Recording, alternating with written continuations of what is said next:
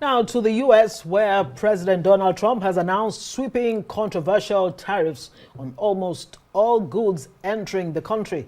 Now this has major implications for global trade, including with Nigeria, which appears on the list with more than 50 other nations.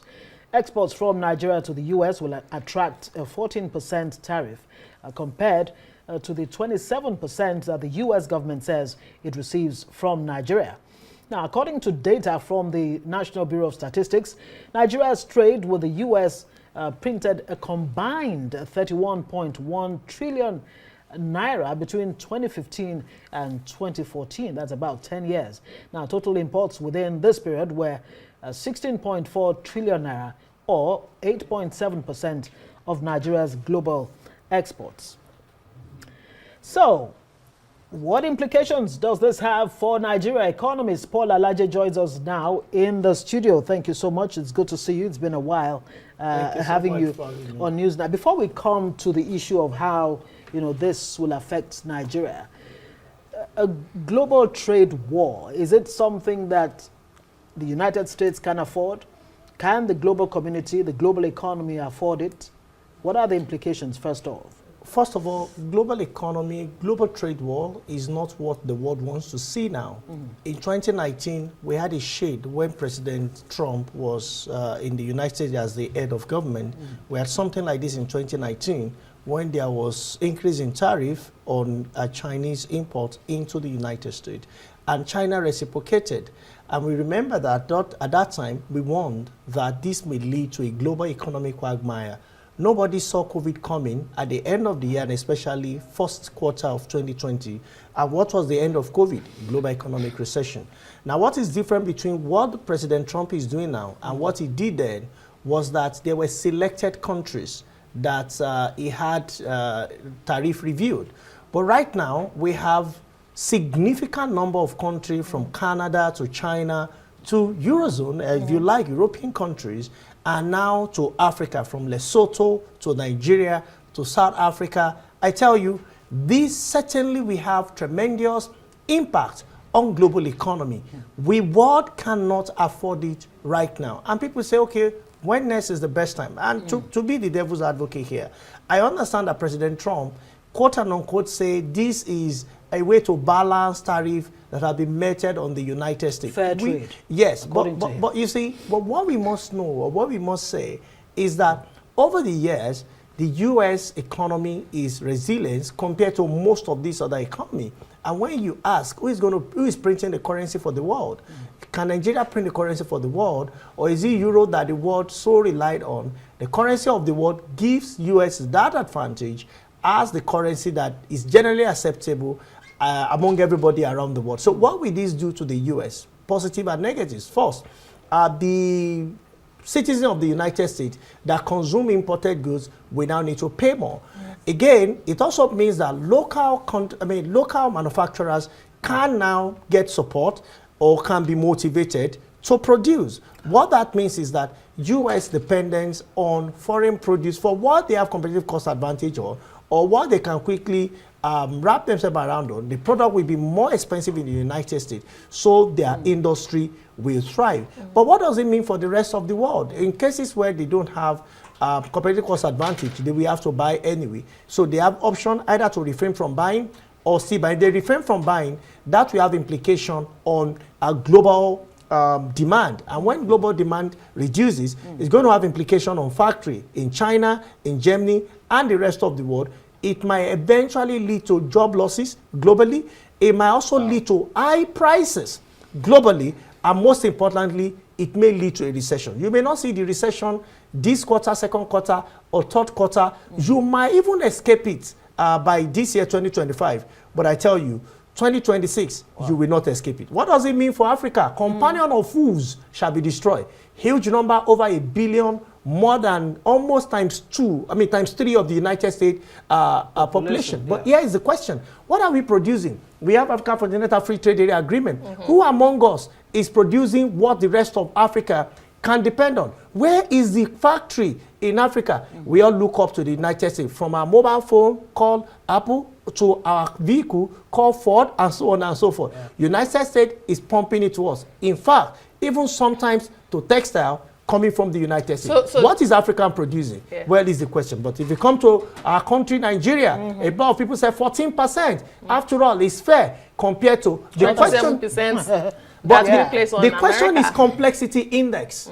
What quantity of knowledge are we adding to what we are giving to the United States? We're selling crude, we're selling cocoa, etc., etc. But when you look at the volume, 1 barrel compared to 1 Apple phone, then you know that how many Apple phone are Nigeria consuming and how often do we produce the same. That on one side. Look at when it comes to vehicle, how many of American vehicle are we consuming? So the implications are tremendous. So if it's not a product that our manufacturers are using that comes from the United States, then we know that prices will be higher locally. So whether we report the number of new inflation number, because remember that any other country that is importing manufacturer goods from the United States and eventually sell to us, we will be the end user. Of course, Africa might not be. Dr. Paul Alaje, you have given an overview of this issue, but we are very particular as Nigerians as how this will affect us. Yes, Trump says it's fair. Some people say it's fair. He's trying to protect his local economy, his local industry. Nigeria is placing 27% on America. Yes. America is placing 14% on Nigeria. It seems fair on paper, but you have, I mean, you have dashed that bubble seconds ago. We have seen some reactions. South Africa, for instance, is scrabbling for a new trade deal with the US. In Kenya, Kenya is trying to spin this as a competitive edge. How should Nigeria be responding? Can we even respond? First, what I think we need to respond first, we should respond as a bloc beyond responding as a country. As a country, no African nation have the capacity to take that fund. Have you heard about AGOA? Yes. Which is about agriculture. What happens to AGOA? And it expires in September. May. It was first signed May 2000, I think 2000, then renewed 2015 for another 10 years, which will expire this year. If the tariff affects all of this, then Africa will need to think twice. That is why, for me, I think our negotiation should first start with AGOA, because we sell a lot of sesame seed, which of course is part of agro-produce. Among other things that Africa is exporting, coffee, of course, Kenya, we have to, we do a lot of work regarding that. So we should look at what are the products that are going into the United States from us that they may want to introduce taxes. So if we can exempt agricultural produce, what it means is that we have protected our local farmers and encourage them to keep farming and keep producing. Because especially for cash crop, you know, food crop are the things we consume in Nigeria that are even not sufficient. But for cash crop, things that turns to money, and we are not making, I mean, we are not making enough use of. It's important that we have that negotiation. This is where I call on Ministry of Agriculture, Ministry of Trade and Investment, Ministry of Foreign Affairs. These key agencies of government, they need to speak with the delegation of the United States. Those are represented in this country today. Each country we need to debate, you know, based on their uniqueness, especially as it affects agriculture, among other products in Nigeria. And America also needs to know that there are some things that their environments are not really friendly in terms of producing. Yes, we depend on them on the wheat, but you know, when you look at most part of Nigeria, it's really supportive for planting wheat and making it grow. But are we ready? Are we serious? Are we going to do it? Well, it's another conversation. So what you're saying is that Nigeria actually needs to revise her tariff regimes or negotiate with, it's important, new, because the only way it goes down, if you reduce for United States, the United will reduce for you. If you increase, then it's going to increase for you. But you know, every loss makes a lot of impact on Nigerian economy, because that is where we really rely on. So if you are selling crude to them, if you don't want them to tax your crude, then you need to reduce on some other things for them. I am more interested in whether Nigeria can actually have her own Liberation Day in a way that we can adopt the Trump, you know, template and say, look, Nigeria first. It's got to be fair for Nigeria, whether it's primary goods we're exporting or finished products.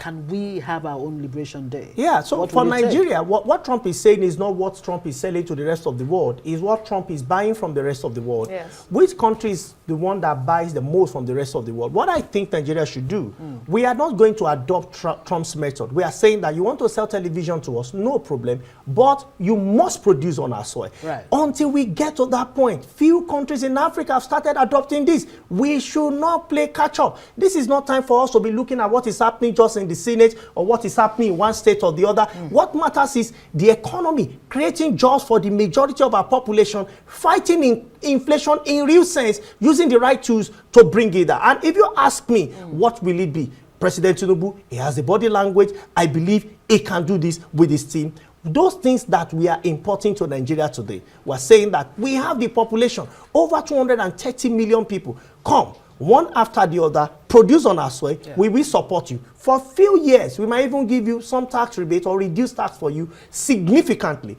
Then we know that when you have invested, it's very difficult to live overnight, even though some may leave. And that is why consistency in government matters. I have advocated that someday we are going to see all political parties, name it APC, PDP, Labour Party, all political parties. I'm sorry if I didn't mention all the political parties. Now you need to agree. How do you want this economy to be run? What do you want from this economy? Such that whosoever become president among all the political parties we have a roadmap to economic development. So it may be a male, it may be a female, it may be from the north, it may be from the south, it may be a Christian, it may be a Muslim. It really will not count. We know where we are going and we're going to achieve it. With the AFCFTA in play, should Africa be focusing more on intra-trade and leave the likes of the US and the rest and the West, and trade more with each other, boost manufacturing, and put those measures in place? Absolutely, I agree with you 100%. But there are things when it comes to manufacturing. First thing you ask is, what is the amount of power supply, energy supply you have in Africa? The elephant in the truth room is that always. we have everything to generate energy, from weather, which of course supportive, especially with Nigeria and other most African countries. Two, we also have the other resources. If you're talking about water, you're talking about black oil. We have all the things that we need. But what we lack as a continent is coordinating. How do we coordinate? In economics, we call it coordinating failure. We need to get to a point where we jettison grids that is not making us to develop, and we stop being inferior. We believe that if technology does not come from abroad, then we cannot adopt it. And what is really missing is knowledge gap. And if you check, for most countries, Western world, Africans have played a significant role, and they have proven to the rest of the world that it is not about the color of their skin, it's about the content of their brain. Will African leaders, I beg your pardon, be willing to bring Africans from other parts of the world to come and champion liberation, which is power supply? If you ask me, any country that have ever been liberated started with energy. If Africa will be liberated and we truly want to trade, and it's not to be exchanging gari for maize that we are seeing, and containers of yam, for other things. More like trade by barter. So it really, we are still selling the same because we're in the same sector. But if you truly want to move into agro-processing, you want to move into manufacturing, and say that when it comes to Africa, you can get 10,000 or 10 millions of fabric material coming from one nation. Say, no problem. All the cars Africa we use is coming from another nation. No problem. All the weapons that our military we use. How can we say that we are independent as a nation when we are not even manufacturing our own weapon as a continent? Our destiny perhaps will be in the hands of others. The mobile phone we use in Africa, look at our numbers. Look at what we use alone in Nigeria. How many are being produced on our soil? So the problem is not our soil. We first need to deal with our trust issue. We also need to know that we can do it, and most importantly, the elephant in the room is energy. We need to start it one after the other. I would like to say the elephant in the room is good thinking. The Japanese say good thinking, good product. Absolutely. Paul Alaje, economist, always brilliant having these conversations with you. Thank you so much. Thank you very much.